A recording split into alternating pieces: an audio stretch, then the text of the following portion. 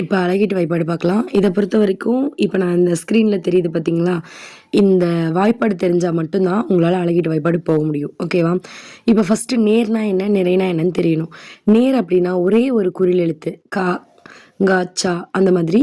அப்புறம் கு, ங்கு, சு, அப்புறம் கே இந்த மாதிரி எல்லாம் வர்றது எல்லாமே குறில் எழுத்து. ஓகேவா? ஸோ குறில் எழுத்து. அதுக்கப்புறம் ஒரே ஒரு நெடில் எழுத்து தனியா கூட இருக்கலாம். ஒரு குறில் எழுத்து மட்டுமோ, இல்ல ஒரு நெடில் எழுத்து மட்டுமோ இருக்கலாம். அடுத்து வந்து பார்த்தீங்கன்னா, ஒரு குறில் பிளஸ் ஒற்று. ஒற்றுனா புள்ளி வச்ச எழுத்து. இக்குங்கலாம் இருக்கு இல்லையா? அந்த எழுத்து. ஸோ ஒரே ஒரு குறில் இருக்கலாம். இல்ல அது கூட சேர்த்து ஒரு ஒற்று இருக்கலாம். ஒரே ஒரு நெடில் இருக்கலாம். இல்லன்னா அது கூட சேர்த்து ஒரு ஒற்று இருக்கலாம். இது எல்லாம் நேர்ல வரும். ஓகேவா? அடுத்து நிறை பாருங்க. அத தவிர மீதி இருக்கிறது எல்லாமே நிறை தான். ஆனா மெயினா பார்த்தீங்கன்னா, ஒரு குறில் ஒரு 2 குறில். அடுத்து 2 குறில் கூட ஒரு ஒற்று எழுத்து. ஓகேவா? நான் எக்ஸாம்பிள் எழுதியிருக்கேன் பாருங்க. ப, ல 2 குறில் எழுத்து. அதுக்கப்புறம் என்ன இருக்கணும், அந்த 2 குறில் கூட ஒரு ஒற்று இருக்கலாம். 2 நெடில் எப்பயுமே வராது. ஓகேவா?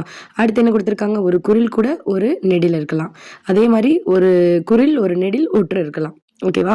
ஈஸியா ஞாபகம் வச்சுக்கோங்க. 2 குறில், அது கூட ஒரு ஒற்று இருக்கலாம். ஒரு குறில், நெடில், ஒரு ஒற்று இருக்கலாம். ஓகேவா? இதெல்லாம் நிறை. அடுத்து வந்து பார்த்தீங்கன்னா, அந்த லாஸ்ட் 7 சீர்ல லாஸ்ட் சீருக்கு மட்டும் நேர் மட்டும் வந்தா அது வந்து நாள் அப்படின்னு சொல்லுவோம்.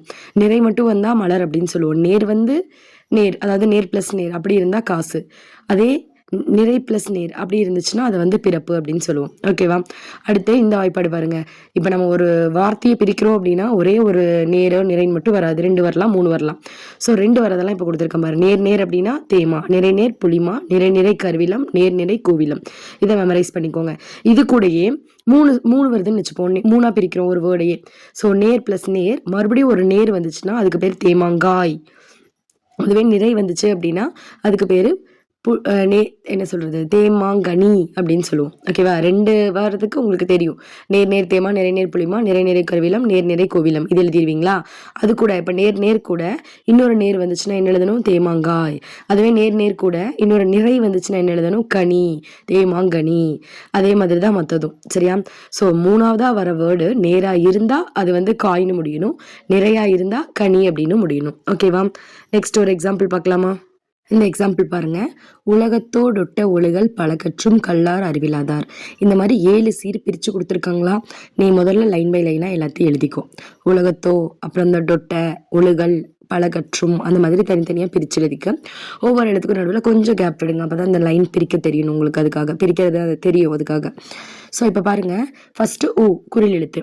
நம்ம என்ன பார்த்துருக்கோம், ஒரு குறில் தனியா இருக்கலாம், இல்ல அது கூட ஒரு ஒற்று இருக்கலாம். ஒரு நெடில் தனியா இருக்கலாம், இல்ல அது கூட ஒரு ஒற்று இருக்கலாம். அதெல்லாம் நேர். இப்ப பாருங்க, ஊ மட்டும் தனியா இருக்கா, அதுக்கப்புறம் மறுபடியும் என்ன வந்திருக்கு, லா. அதுவும் குறில் எழுத்து தான் இல்லையா? அப்ப 2 குறில் வந்து அதை நம்ம என்னன்னு பார்த்தோம், நேர் அப்படின்னு பார்த்தோமா, சாரி நிறை அப்படின்னு சொல்லி பார்த்தோமா. நிறையில நம்ம என்ன பார்த்தோம், 2 குறில் இருக்கலாம், 2 குறில் கூட ஒற்று இருக்கலாம். ஒரு குறில் ஒரு நெடில் இருக்கலாம், ஒரு குறில் நெடில் கூட ஒற்று இருக்கலாம். இதனால தான் பார்த்தோம். அப்ப இங்க 2 குறில் இருக்கு. 3ஆவதா பாரு, 2 குறில் கூட ஒற்று இருந்தாலும் அது நிறை தானே.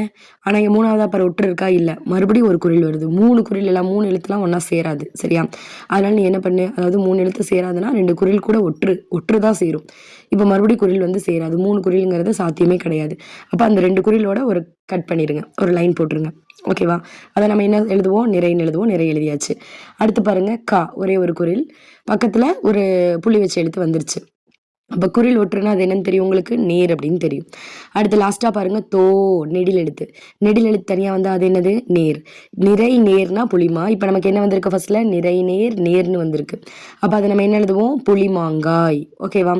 அடுத்ததும் அதே மாதிரிதான், டோ இட். டோங்கிறது குறில் எழுத்து, இட்டு புள்ளி வச்ச எழுத்து வந்துருச்சு. குறில் பிளஸ் ஒற்று அப்படின்னா நேர். டாங்கிறது ஒரே ஒரு குறில் எழுத்து, அதுவும் நேர் தான். நேர் நேர் தேமா. அடுத்து 3ஆவதா பாருங்க, ஒழு. ஓ குறில் எழுத்து, லு குறில் எழுத்து. 2 குறில் வந்தா நிறை. அடுத்து பாருங்க, கா இல். காங்கிறது குறில் எழுத்து, இல் அப்படிங்கிறது புள்ளி வச்ச எழுத்து. ஸோ அது நேர். நிறை நேர் புளிமா. அடுத்து 4th பாருங்க, ப ல. இதுலயே அதே மாதிரி 2 குறில் வந்திருக்கு, நிறை. அடுத்து கா இற்று, ஒரு குறில் ஒரு ஒற்று, நேர். மறுபடியும் ட்ரூ இம், குறில் ஒற்று, நேர். இப்போ நிறை நேர்னா புளிமான்னு தெரியும். நேர் சேர்ந்து வந்தாலே காய் தான், புளிமாங்காய். அடுத்தது பாருங்க, கா இல் கல் குரில் ஒற்று, அதுவும் நேர் தான். அடுத்து லா இர் நெடில் ஒற்று, அதுவும் நேர் தான். நேர் நேர் தேமா. அடுத்த லைன் பாருங்க, அரி ஆங்கிறது குரில், ரீங்கிறது குரில், வீங்கிறது குரில். அப்போ 3 குரில் வராது, அதனால 2 குரிலோட கட் பண்ணிருங்க. 2 குரில்னா நிறை. அடுத்து வி லா குரில் நெடில் நிறை, நிறை பிளஸ் நிறை கருவிலம். லாஸ்டா பாருங்க, ஒரு நெடிலும் ஒரு ஒற்று மட்டும் வந்திருக்கு. அது நம்ம என்ன சொல்லுவோம், நேர்னு சொல்லுவோம். நேர்ல முடிஞ்சா என்னது, நாள். லாஸ்டா எழுதணும், நாள் என்னும் வாய்ப்பாட்டில் முடிந்துள்ளது அப்படின்னு சொல்லிட்டு. ஓகேவா? ஸோ இது வந்து ரொம்ப ஈஸியா, நீ எந்த குரல் கொடுத்தாலும் சரி, இதுக்கு முன்னாடி நான் கொடுத்தல அந்த வாய்ப்பாட்டை மட்டும் படிச்சிட்டிங்க அப்படின்னா எந்த குரல் கொடுத்தாலும் நீங்கள் ஈஸியாக அட்டன் பண்ணிடலாம். ஸோ இதை ஸ்கிப் பண்ணாதீங்க. 3 மார்க் ஈஸியாக ஸ்கோர் பண்ணிடலாம். ஸோ தயவு செய்து ஸ்கிப் பண்ணாதீங்க. படிக்கிறதுக்கு இதில் ஒன்றுமே இல்லை, அந்த வாய்ப்பாடு மட்டும்தான். அது ஒரு 2 தடவை திரும்ப திரும்ப சொல்லி பார்த்தீங்கன்னா போதும். அதுக்கப்புறம் பிரிக்க தெரியுதாங்கிறது இம்பார்ட்டன்ட். நீ அந்த வாய்ப்பாடை ஞாபகம் வச்சுட்டேன் அப்படின்னாவே அதில் வர எழுத்து மாதிரி தான் பிரிக்கணும். அது தவிர வேறு ஏதாவது வந்துச்சுன்னா அப்படி பிரிக்கக்கூடாது. அவ்வளோதான். ஓகேவா? இது உங்களுக்கு புரிஞ்சிருக்கும்னு நம்புகிறேன். நெக்ஸ்ட்டு அணி பார்க்கலாம்.